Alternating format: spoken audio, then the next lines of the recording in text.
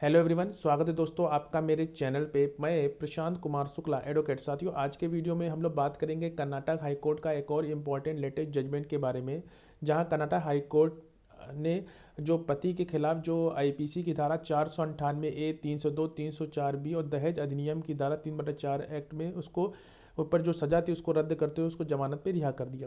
आइए जानते हैं इसके इंपॉर्टेंट फैक्ट को। वीडियो शुरू करने से पहले अगर आप मेरे चैनल में पहली बार है, चैनल को जरूर सब्सक्राइब करिए, लाइक करिए, शेयर करिए और कमेंट करना तो मत भूलिएगा।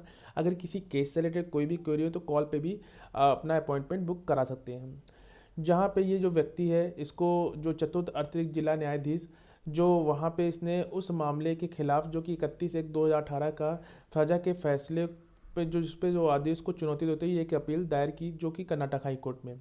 और इसके इम्पॉर्टेंट फैक्ट क्या हैं वो जानते हैं। इसके इम्पॉर्टेंट फैक्ट ये हैं कि जो मृतक है उसने अब ये था कि मृतक और आरोपी यानी कि इस व्यक्ति का जो विवाह है 20/3/2014 को हुआ था। शादी के दौरान मृतक के माता पिता ने आरोपी को दहेज के रूप में सोने के गहने दिए। कुछ दिनों तक उसका रिश्ता मधुर रहा।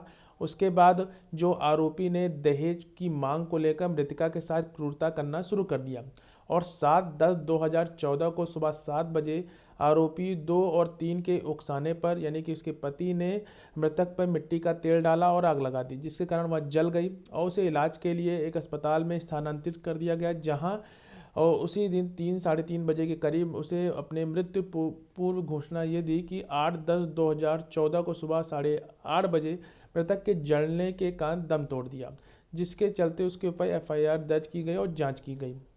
और जो अभियोजन पक्ष जो थे यानी कि 1 से लेकर 23 तक के जो PW1 के कुल मिलाकर 23 गवाहों की जांच की गई और 28 दस्तावेजों के अनुसार जो 11 भौतिक वस्तुओं पर भी भरोसा किया गया। आरोपी जो यानी कि जो व्यक्ति ने अपने शपथ पत्र पर खुद को DW1 के रूप में जांचा और यह चिन्हित कराया कि सबूतों का मूल्यांकन करने के बाद ट्रायल कोर्ट इस निष्कर्ष पर पहुंचा कि जो अभियोजन पक्ष अपने मामले को उचित संदेह से परे साबित करने में सक्षम था और जो आरोपी एक को आईपीसी की धारा 498A, 302 और डीपी अधिनियम की धारा 4 के तहत दंडनीय अपराधों का दोषी ठहराया गया और सजा सुनाई गई। और जो आईपीसी की धारा 498 के तहत जो अपराध था उस साथ 1,000 रुपये जुर्माने के 6 महीने के लिए साधारणतः कारावास, और जबकि आईपीसी की जो 302 के 10,000 रुपये जुर्माना और आजीवन कारावास की सजा के भुगतने का भी आदेश दिया गया।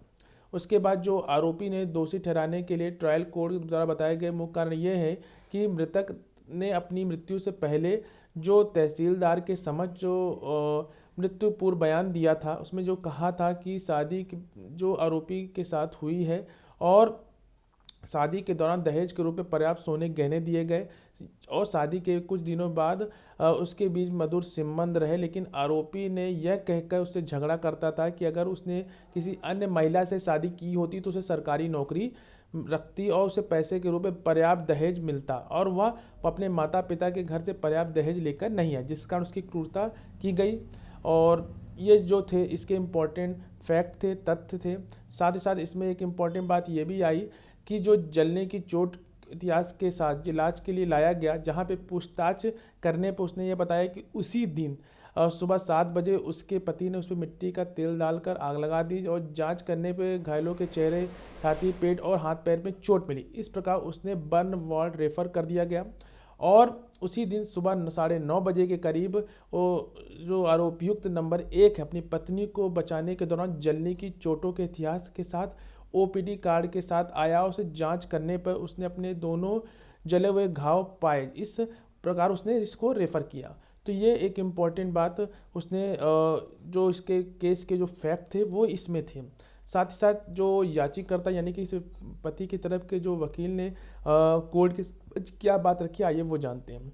ये रखा गया कि जो ट्रायल कोर्ट ने अभियोजन पक्ष के गवाहों की अपुष्ट गवाही पर अपीलकर्ता को दोषी ठहराने में त्रुटि की है। पहले एक इम्पॉर्टेंट बात ये रखी गई, तो उन्होंने यह भी आगे तर्क दिया गया कि जो भी PW1 है, PW2 हैं और जितने भी PW हैं जो कि आरोपी के मकान मालिक जहां आरोपी और मृतक एक साथ रहते थे और उनसे पूछताछ करने पर जब पूछताछ किए गई और ये भी बताया गया कि अभियोजन पक्ष के मामले मुकर गए हैं, उनकी गवाही कुछ भी हासिल नहीं हुआ। ये भी तर्क दिया गया कि जो डाइंग डिक्लेरेशन की जो सामग्री होनी चाहिए वो ठोस और विश्वसनीय सबूतों में साबित नहीं होती है। इसके विपरीत मृतक स्वयं स्टोव फटने के कारण जलने से घायल हो गई थी। इसके अलावा आरोपी ने खुद घायलों का इलाज करने के लिए अस्पताल पहुंचाया। यह पहले आरोपी के आचरण को दर्शाता है। दूसरा चीज़ इंपॉर्टेंट बात यह भी रखी गई कि जो अभियोजन पक्ष के मामले को ध्वस्त कर देता है और आरोपी ने खुद गवाह में बॉक्स में प्रवेश किया और बताया कि किन परिस्थितियों में मृतक जल गया था। यह भी तर्क दिया गया कि मृत्यु घोषणा को तहसीलदार द्वारा दर्ज नहीं किया गया था, बल्कि इसे एक पुलिस कांस्टेबल द्वारा तैयार किया गया था और पुलिस कांस्टेबल की ट्रायल कोर्ट के समझ जांच नहीं की गई थी। इसके अलावा मृतक की आत्महत्या की प्रवृत्ति और पहले से उस आरोपी जो पर आत्महत्या करने का प्रयास किया और धमकी भी दी थी। दरअसल आग बुझाने के दौरान आरोपी भी जल गया था, उसे इलाज के लिए अस्पताल भी भर्ती कराया गया था। तो ये सब बात याचिकाकर्ता के पति की तरफ से जो वकील ने कोर्ट की समझ रखी। प्रतिवादी की तरफ यानी कि स्टेट की तरफ से क्या बात रखी वो जानते हैं। इसके विपरीत जो स्टेट की तरफ से ये बात रखी गई कि मृतक के रिश्तेदार एक शत्रुतापूर्ण हो गए और आरोपी का आचरण ट्रायल कोर्ट में प्रस्तुत किए गए सबूतों पर विचार किया जाना चाहिए, क्योंकि उनके साक्ष्य डॉक्टर और तहसीलदार के साक्ष्य तौर समर्पित हैं। यह भी कहा गया कि मृतका ने अपनी मृत्यु से पहले डॉक्टर की उपस्थिति में तहसीलदार के समक्ष मृत्यु घोषणा दी थी, यानी जिसे कहते हैं डाइंग डिक्लेरेशन। साथ ही साथ ये भी बताया गया कि आरोपी द्वारा निभाई गई भूमिका के बारे में बताया गया कि आरोपी ने आरोपित अपराध का दोषी है और मृतक की जो मां है, पिता है, उन्होंने मौखिक गवाही को आगे बढ़ाने पर यह कहा जा सकता है कि मृतक की आत्महत्या प्रवृत्ति आरोपी के साथ शादी से पहले भी मृतक ने आत्महत्या करने का प्रयास किया, जबकि आरोपी को उससे शादी करने की धमकी दी थी और आरोपी ने उससे शादी की। इसके अलावा जो PW1 यानी डॉक्टर और DW1 साक्ष्य स्थापित करते हैं कि जब मृतक ने आग पकड़ ली तो आरोपी ने उसे बुझाने की कोशिश की, उसके चेहरे और बाहें में भी चोट आई। इसके अलावा PW4 और 5 के जो घर के मालिक और पड़ोसी हैं, जो मृतक जो कि आरोपी और मृतक जो रहते थे जहाँ पे, वहाँ आरोपी ने खुद को घायलों का इलाज कराने अस्पताल पहुँचाया। इससे पता चलता है कि मामले में आरोपी संलिप्तता बहुत दूर दूर तक थी।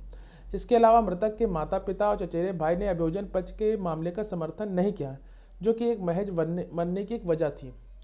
तो ये बात प्रतिवादी की तरफ से कोर्ट में न्यायालय की समझ रखी गई। आइए जानते हैं कि न्यायालय का क्या तर्क था। न्यायालय ने यह तर्क था कि जो वर्तमान मामले में जो महत्वपूर्ण साक्ष्य थे, यानी कि PW17 और PW23 और मृतक के मृत्यु पूर्व बयान से संबंधित जो कि संपूर्ण साक्ष्यों पर सरसरी नज़र में डालने से यह पता चला कि अभियोजन पक्ष द्वारा स्थापित सिद्धांत संदिग्ध पाया गया। कोर्ट ने अपने तर्क में ये इंपॉर्टेंट बात कही। साथ ही साथ ये भी कहा कि धारा 498A 302 के तहत अपराधों के लिए आरोपी के खिलाफ सजा देने के लिए अदालत के मन में विश्वास पैदा नहीं करता है, जो कि IPC और DP अधिनियम की धारा 4 में। साथ ही साथ अभियोजन पक्ष के मामले का जो संलग्न मूल्यांकन करने पर यह पाया गया कि कई गवाह अभियोजन पक्ष के मामले से मुकर गए, उनके विरोधाभासी बयानों को चिन्हित किया गया। इस तथ्य के बावजूद अभियोजन पक्ष की ओर से कोई भी ठोस और सुसंग साक्ष्य उपलब्ध नहीं कराया गया और गवाहों के बयान और कमजोरी विसंगतियों के बावजूद ट्रायल कोर्ट ने IPC की धारा 498A 302 के तहत अपराधों के लिए जो सजा सुनाई, जहां गवाहों की गवाही भले उनकी अंकित मूल्य पर ली गई हो, लेकिन सभी उचित संदेह से परे और आरोप के सबूतों की जो आवश्यकता से कम है। तो न्यायालय ने अपने तर्क में ये एक इम्पॉर्टेंट बात कही और जो कंक्लूजन था वो क्या था, आइए वो जानते हैं। कंक्लूजन ये था कि जो बताया गया कि शरीर के महत्वपूर्ण अंग उसके स्वस्थ अवस्था में नहीं होने की संभावना से पूरी तरह से इनकार नहीं किया जा सकता। कोर्ट ने कहा कि ऐसे संदिग्ध और मृत्यु पूर्व बयान का आधार यानी कि PW17 के साक्ष्य के अनुसार मृतक का बयान दर्ज करते समय उसके पिता और मां उपस्थित थी। यदि मृत्यु पूर्व बयान मृतक के माता पिता की उपस्थिति में दर्ज किया गया था तो इससे इस संभावना से इनकार नहीं किया जाता कि मृतक को पढ़ाया गया था। और साथ ही साथ आरोपी का जो अपराध साबित करने के लिए अदालत पर भरोसा और उसने मृतक की हत्या की, यदि कोर्ट ने अभियोजन पक्ष के गवाहों की मौखिक गवाही पर विचार करते हुए संदेह पैदा करता है, इसलिए संदेह का लाभ आरोपी को दिया जाना चाहिए। और कोर्ट ने जहां कर्नाटक हाई कोर्ट ने जहां इस व्यक्ति यानी इस पति की जो अपील उसको स्वीकार कर ली और इसकी सज़ा को रद्द करते हुए इसको जमानत पे रिहा कर दिया। तो आशा करते हैं इसके इम्पोर्टेंट फैक्ट और जजमेंट को आपने समझा होगा और उसमें इम्पॉर्टेंट बात क्या थी वो आपको समझ में आई होगी। अगर आपके मन में तब भी कोई क्वेरी हो तो उसका मैं केस टाइटल डिस्क्रिप्शन बॉक्स में दे दूंगा, आप जाके उसको समझिएगा। और अगर आप किसी केस से रिलेटेड कोई भी करो तो कॉल पे भी अपना अपॉइंटमेंट बुक करा सकते हैं। मिलते हैं एक next video next judgement series के साथ, तब तक के लिए धन्यवाद।